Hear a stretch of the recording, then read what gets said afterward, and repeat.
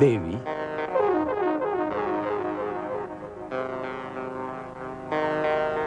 देवी कैकेयी,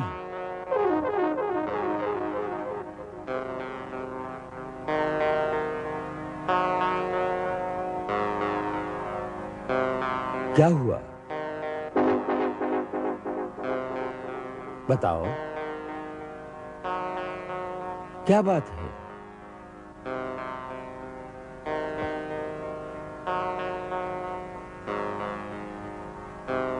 अरे,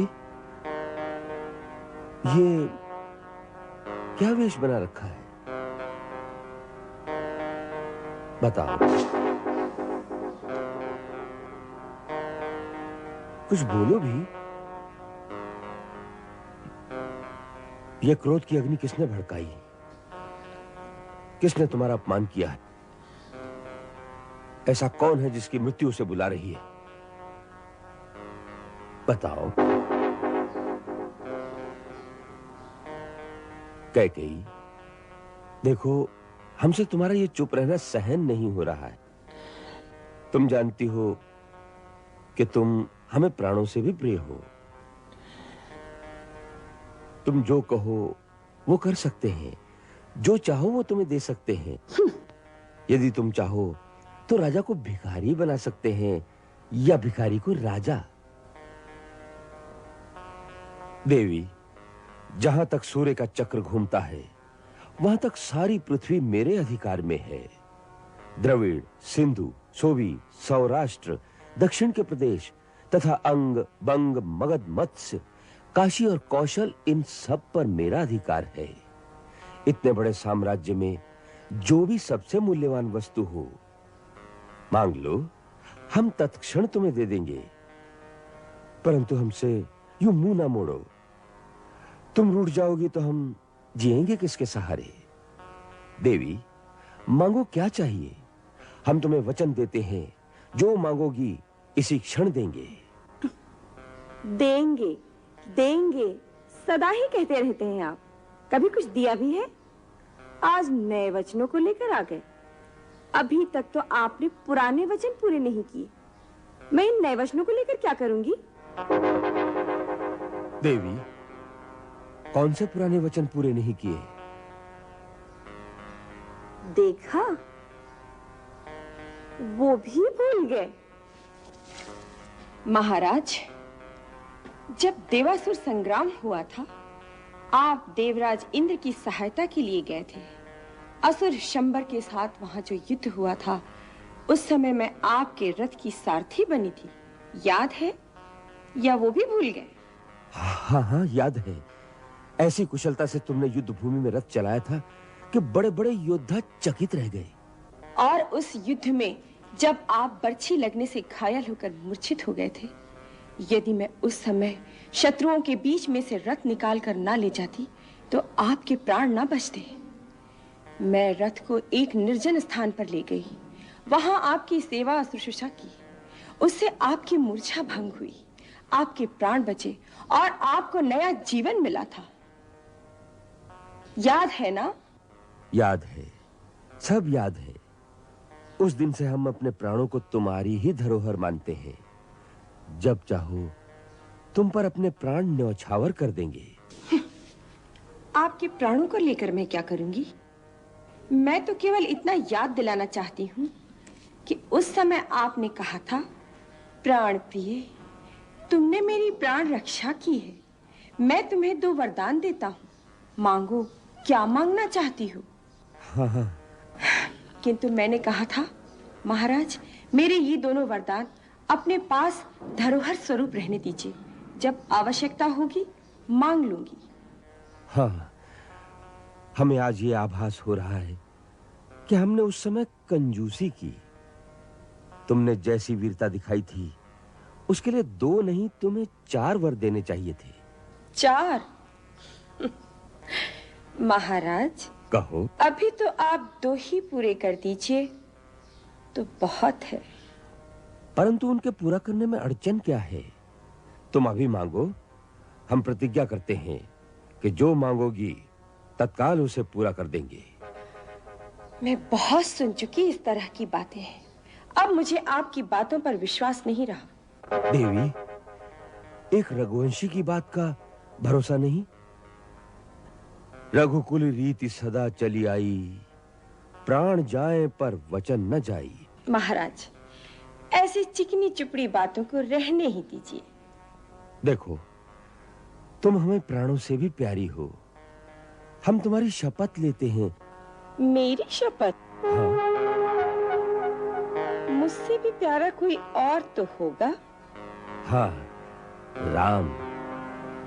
तो राम की शपथ क्यों नहीं ली? राम की शपथ? ठीक है, तुम्हारे लिए हम राम की शपथ लेकर कहते हैं कि जो मांगोगी इसी समय देंगे। देंगे? हाँ हाँ, परंतु इससे पहले तुम्हें हमारी एक बात माननी होगी। क्या? पहले ये भयंकर वेश उतारो, को भवन से बाहर निकलो और अपनी वही मोहिनी छवि हमें दिखाओ जिसे देखकर हमारी दशा वही होती है जो चंद्र को देखकर चकोर की होती है। लेकिन आप मेरी पूरी बात तो सुन लीजिए। कहीं अब तो हम राम की शपथ ले चुके हैं।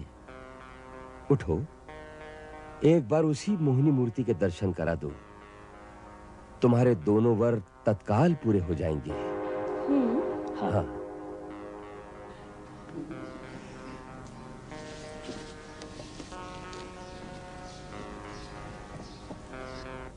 कल से हम अयोध्या के सबसे व्यस्त व्यक्ति होंगे। संभव है कई कई दिन हम तुमसे मिल भी ना सके, क्योंकि सारे राज की चिंता हमें होगी। इतनी चिंता तो महाराज को भी नहीं होगी। नहीं होनी चाहिए। हमारे होते हुए उन्हें चिंता करनी पड़े तो हमारा क्या लाभ? राजा के सर पर जो बोझ होता है उसे कम करना ही हमारा कार्य है। सेवक का धर्म, सैनिक का कर्तव्य, सीमा की सुरक्षा, हर क्षेत्र में हमें ही सचेत रहना होगा। और एक क्षेत्र को तो आप बिल्कुल भूल गए। उर्मिले, तुम तो हमारे उर में व्याप्त चेतना हो, हमारी प्रेरणा हो। बातें बनाना तो आपको बहुत आता है। देखो प्रिय, भैया भरत और ऋभुदमन होते तो थोड़ा भार उन पर भी होता। हम माता कैकेयी से कहेंगे कल ही भरत भैया को बुला लें, जिससे लक्ष्मण अपनी उर्मी के लिए थोड़ा समय निकाल सके।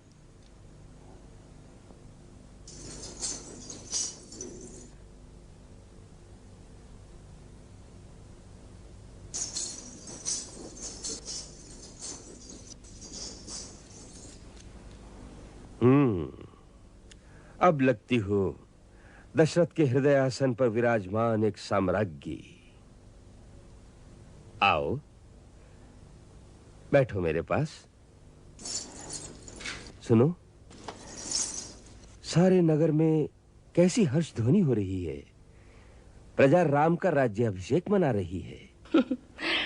वो तो मैं सुन ही रही हूँ, किंतु आप पहले मेरी अधूरी बात तो पूरी कीजिए। मेरे वो 2 वरदान। आज्ञा करो, बोलो क्या चाहिए। आज अपने राम के नाम पर सब कुछ न्यौछावर कर देंगे। मांगो, जो चाहो मांग लो। मुझे तो बस मेरे 2 वरदान चाहिए। पहले ये मांगूं या ये मांगूं? कोई भी जो चाहो।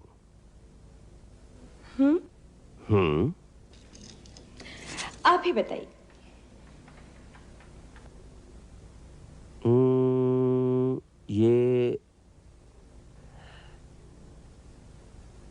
ये मांग लो। मांगू? हाँ हाँ।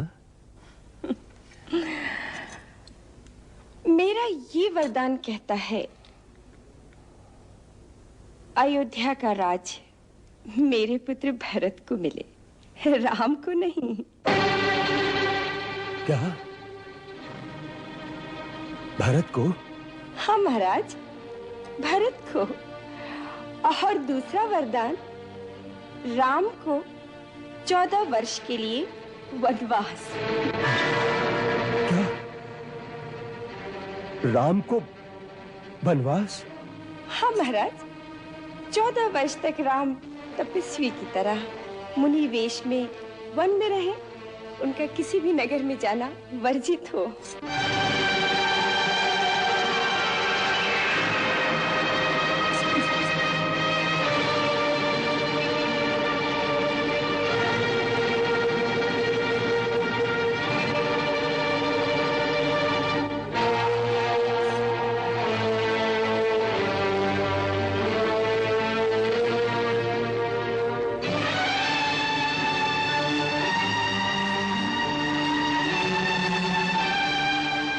अरे,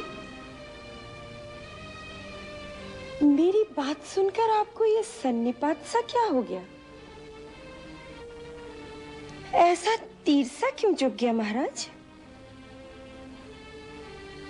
मेरे 2 वरदान आपके पास धरोहर स्वरूप थे, सो मैंने जो मनचाहा मांग लिया। यदि आप ना देना चाहें तो मत दीजिए, तोड़ दीजिए अपना वचन। सारे संसार में आपका ही अपयश फैलेगा। फिर धर्म और सत्य का नाम अपनी जिह्वा पर कभी मत लाइएगा।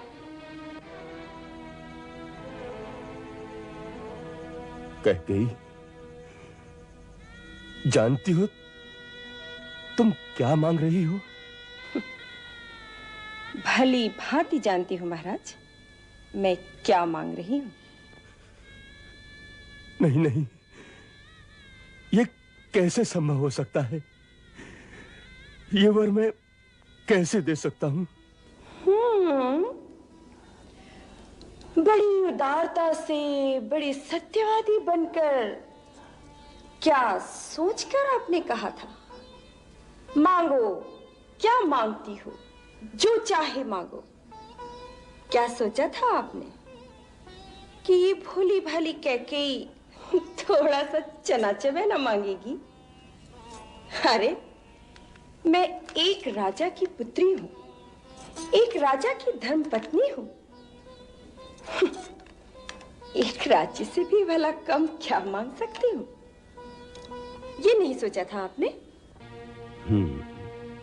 सोचना चाहिए था, पर सोचा नहीं। इसमें तुम्हारा दोष नहीं, क्योंकि मैंने ही तुम्हारे असली रूप को नहीं पहचाना। मैं जिसे एक हीरे का हार समझकर गले से लिपटाए फिर रहा था, वो एक नागिन निकली। महाराज, आप तो स्त्रियों की तरह गाली देने लगे। कैसे वीर पुरुष हैं आप? मुझे तो आप पे हंसी आ रही है। तुम क्या हंसोगी? हंसेगा तो सारा संसार मुझ पर रानी। जब लोग कहेंगे कि बूढ़ा स्त्री के मोह में ऐसा अंधा हो गया कि राम जैसे धर्मात्मा पुत्र को वन में भेज दिया, तो उन्हें क्या उत्तर दूंगा? और जब कहीं किसी वीर पुरुषों की सभा में आपसे कोई पूछेगा कि जिस स्त्री ने आपके प्राणों की रक्षा की, जिसके आप ऋणी थे, जिसे आपने अपने धर्म की शपथ लेकर वचन दिया था, जब उस बिचारी ने आपसे उन वचनों को पूरा करने के लिए कहा, तब आपने अपने वचन से कायरों की तरह मुंह फेर लिया और हारे हुए जुआरी की तरह तिल मिला उठे। तब आप क्या उत्तर देंगे महाराज? स्वर्ग में बैठे हुए आपके पूर्वज आपकी कितनी शोभा बखानेंगे। कह गई, तुमने मुझे कहीं का नहीं रखा, कहीं का नहीं रखा। नारी तो देवी का रूप होती है, परंतु तू हमारे कुल का नाश करने आई है। हे भगवान, मैंने ऐसी नारी का विश्वास क्यों किया? इतना संताप क्यों कर रहे हैं महाराज? मैं कोई मोल ली हुई तो नहीं आई, या भरत आपका पुत्र नहीं? ठीक है, अब मुझे पूरा विश्वास हो गया कि आप अपना वचन पूरा नहीं करना चाहते। कान खोलकर सुन लीजिए, राम के अभिषेक से पहले आपको मेरी चिता को अग्नि देनी होगी। आज अयोध्या के राजद्वार से राम या तो वन जाएगा या कैकेयी की अर्थी निकलेगी, क्योंकि ऐसे अधर्मी वचन भंग करने वाले का पुरुष पति की पत्नी कहलाने से तो अच्छा है कि मैं अपने प्राण त्याग दूं। ऐसे कठोर वचन मुंह से ना निकालो प्रिय। किसने तुम्हारे मन में ऐसी दुर्भावना पैदा कर दी? किसने हमारे प्रेम और विश्वास में यह विष घोला है? भरत और राम तो मेरी दो आंखें हैं। तुम भरत को राज्य देना चाहती हो तो मुझे स्वीकार है। मेरे राम को राज्य का लोभ नहीं है। उसने तो राज्यसभा में भी इनकार कर दिया था। भरत यदि राजा बनना चाहे तो मैं सवेरे ही भरत शत्रुघ्न को बुलवा लूंगा। दूसरी लगन शोध कर भरत को राज्य दे दिया जाएगा। परंतु राम को वनवास देने की बात अपने मन से निकाल दे। अपना दूसरा वरदान वापस ले ले रानी, वापस ले ले। नहीं महाराज, ऐसा कदापि नहीं हो सकता। यदि आपको देने हैं तो दोनों वचन देने होंगे। मैं आज ही राम को वन जाते हुए देखना चाहती हूँ।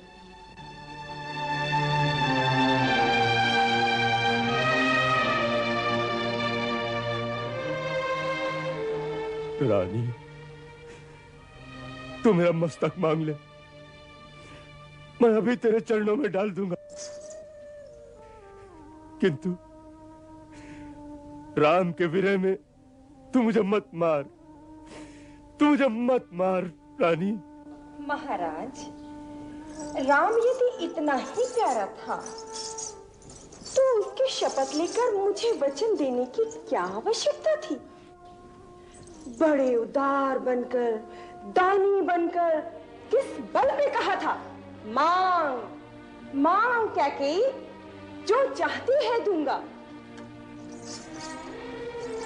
महाराज दशरथ, रघुवंश शिरोमणि, आपकी वो रघुकुल की रीति कहां चली गई? अब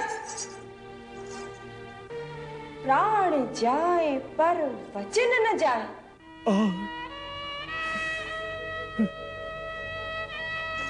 क्या वो झूठा थोथा प्रलाप था?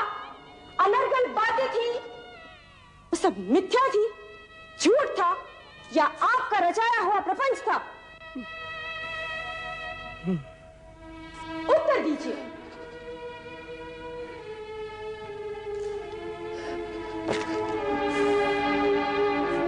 भगवान, तूने मुझे कहां कुठौर लाकर मारा है। अब मैं राम को क्या मुंह दिखाऊंगा? किस मुंह से कहूंगा कि राम, तू अब राज्य का अधिकारी नहीं रहा। हे राम,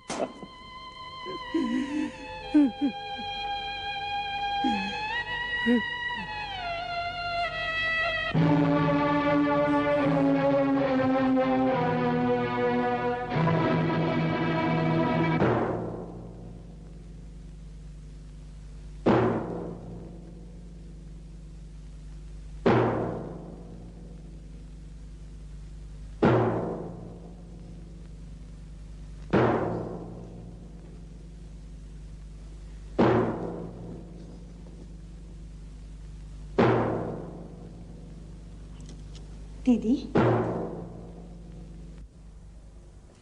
आपने अपने कक्ष में ही भगवान को इस तरह बिठा रखा है कि स्वयं भी बाहर नहीं निकलती।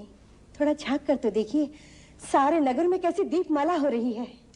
मैं जानती हूँ, आज सारी अयोध्या जाग रही है। प्रात राम का राज्याभिषेक होगा। इसी खुशी में प्रजावासी अपने नए राजा के लिए मंगल गीत गा रहे हैं। यही बैठे बैठे सुन लिया? तनिक महल की छत पर चलकर अपनी आंखों से देखो भी तो सही। नहीं सुमित्रा, इस समय मैं राम के कल्याण के लिए विष्णु नाम का जप कर रही हूँ। सूर्योदय से पहले 1 लाख जप करके फिर आरती करूंगी। जिससे राज्याभिषेक के लिए जाते हुए जब राम यहाँ आए तो सबसे पहले विष्णु चरणों के सिंदूर से मैं उसका तिलक करूं, फिर राज तिलक में नजर नहीं लगेगी, कुदृष्टि का भय नहीं रहेगा। हाँ, तो सुबह आरती में जरूर आना।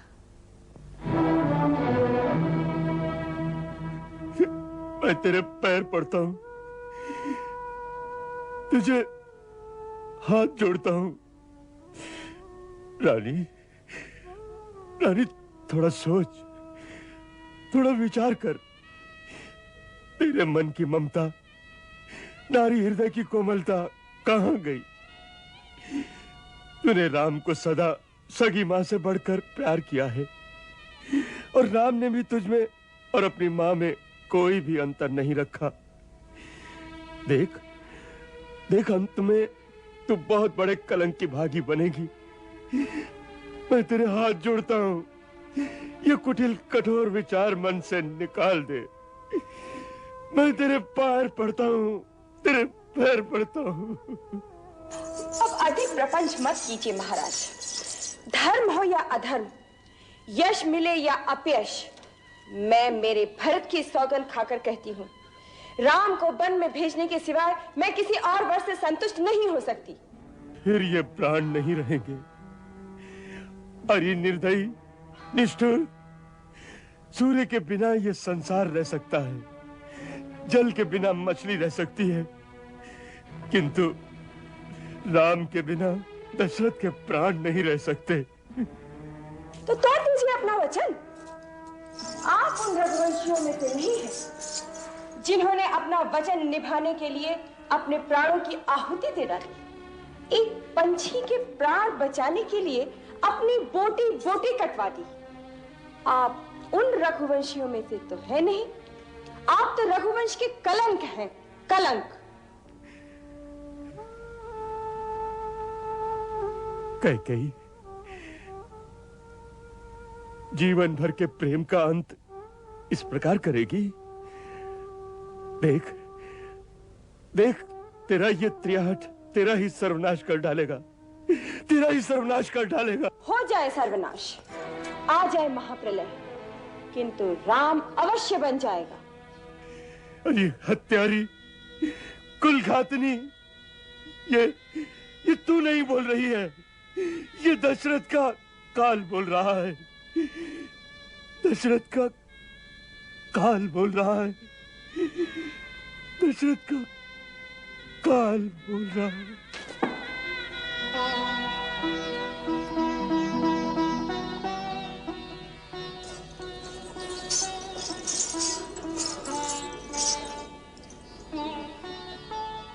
फिर मूर्छित हो गए। अरे जल्दी जल्दी हाथ चलाओ, भोर होने से पहले हर एक द्वार पे दीप मालाएं होनी चाहिए, सारे महल में दीप ज्योति जलनी चाहिए।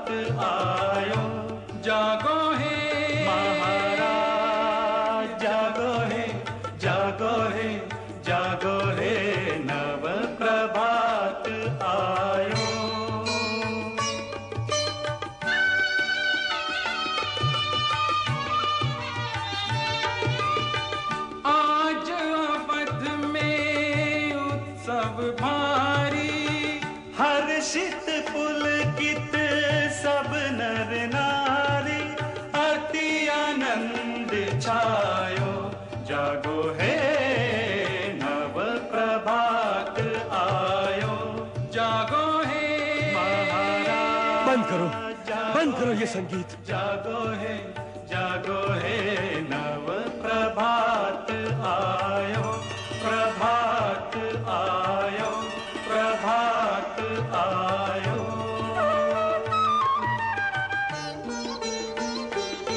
महाराज की आज्ञा है, संगीत बंद कर दो। राम,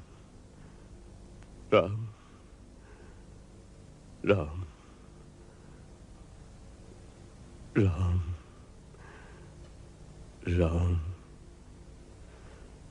राम राम राम राम।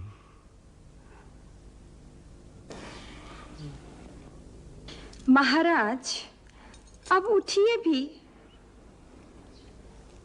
यह धरती पर पड़े पड़े यूं स्त्रियों की तरह विलाप ही करते रहेंगे। प्रभात होने को आई। पुरुष बनकर उठिए, राजा बनकर सिंहासन पर विराजमान होइए। अभी मंत्रीगण आते ही होंगे, उन्हें अपना बदला हुआ निर्णय नहीं सुनाएंगे। उठिए महाराज, उठिए। राम राम।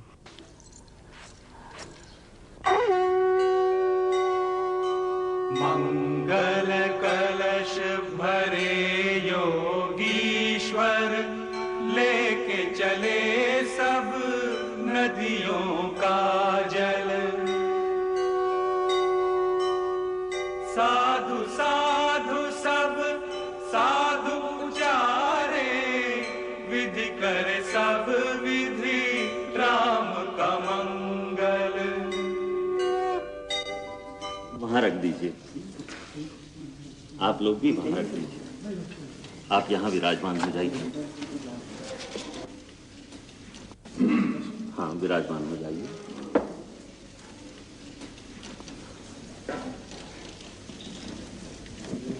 गुरुवर, आर्य सुमन, अभिषेक के लिए पुण्य तीर्थों से पवित्र जल आ गए। दूसरी समस्त सामग्री भी एकत्रित कर लिए गुरुवर। आश्चर्य है, महाराज अभी तक क्यों नहीं आए? तनिक जाकर देखिए आर्य सुमन, निर्धारित पुष्य नक्षत्र में अभिषेक हो जाना चाहिए। इसलिए सबसे पहले महाराज को अग्निहोत्र करके संकल्प लेना आवश्यक है। तत्पश्चात विधि पूर्वक राज्यसभा में जाना होगा। राम को भी संदेश भेजिए कि वो और सीता तैयार होकर हमारे आदेश की प्रतीक्षा करें। जो आज्ञा गुरुदेव।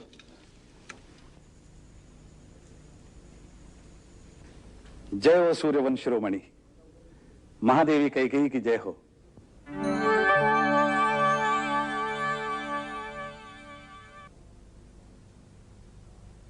युवराज श्री राम के राज अभिषेक की पूरी तैयारियां हो चुकी है। कुल गुरु विशिष्ट प्रतीक्षा कर रहे हैं। कृपा यज्ञशाला में चलकर आप इस शुभ कार्य का आरंभ कराइए।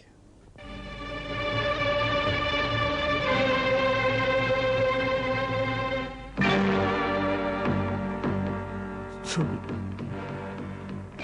सुन,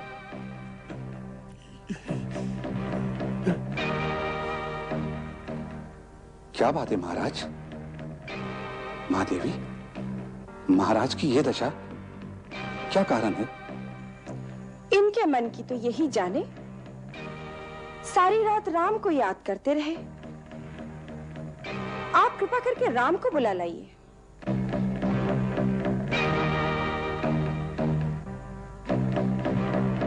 आइए सुमंत, जाइए राम को बुला लाइए। क्षमा महादेवी, महाराज की आज्ञा सुने बिना मैं कैसे जा सकता हूं?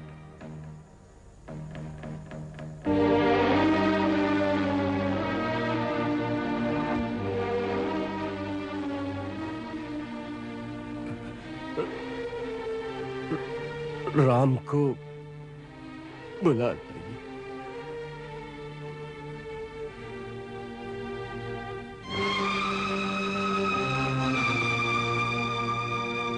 जो आज्ञा महाराज।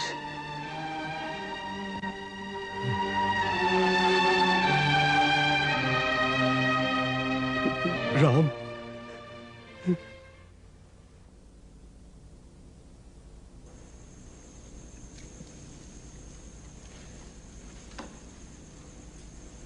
किस चिंतन में खोई थी सीते? कुछ नहीं, मैं तो आपके अभिषेक की कल्पना कर रही थी। नहीं, कुछ और भी था। चिंता कुछ गहरी थी। मैं सोच रही थी, आज इस मस्तक पर राजमुकुट सुशोभित होने के पश्चात आप प्रजा के धरोहर हो जाएंगे।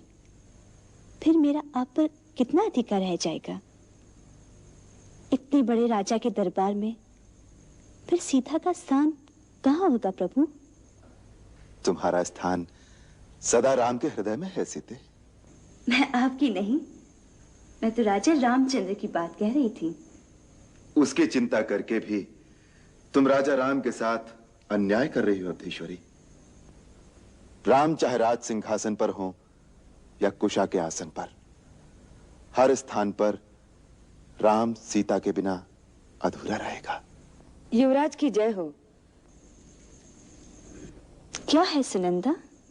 महामंत्री आवश्यक संदेश लेकर उपस्थित हुए हैं, तुरंत दर्शन करना चाहते हैं।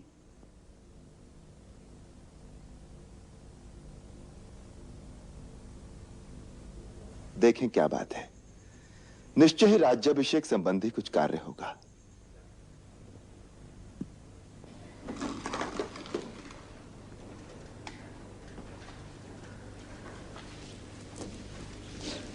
प्रणाम आर्य सुमंत्र। यशस्वी हो युवराज, दिग दिगंतक प्रताप बना रहे।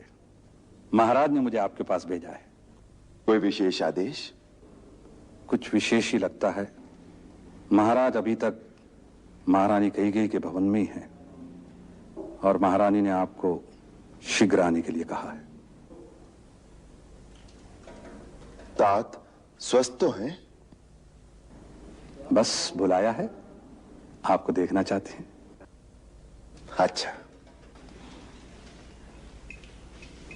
ये क्या है? आज आप राज सिंहासन पर बैठेंगे, इसलिए परंपरा के अनुसार अब आप जिस स्थान पर भी जाएंगे इस छत्र छाया में ही जाएंगे। अच्छा, अब आप महाराज के पास जाइए, मैं यज्ञशाला में जाता हूं। प्रणाम।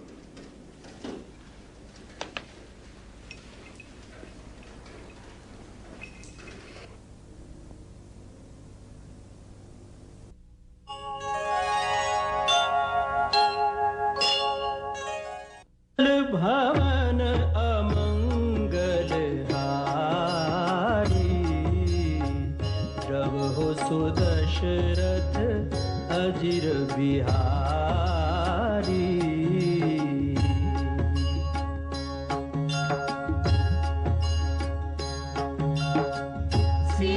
सीताराम चरित अति पावन, मधुर सरस अरु अति मन भावन।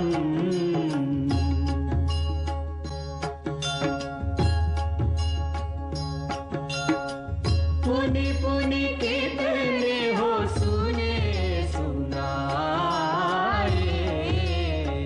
हिय की प्यास बुझत न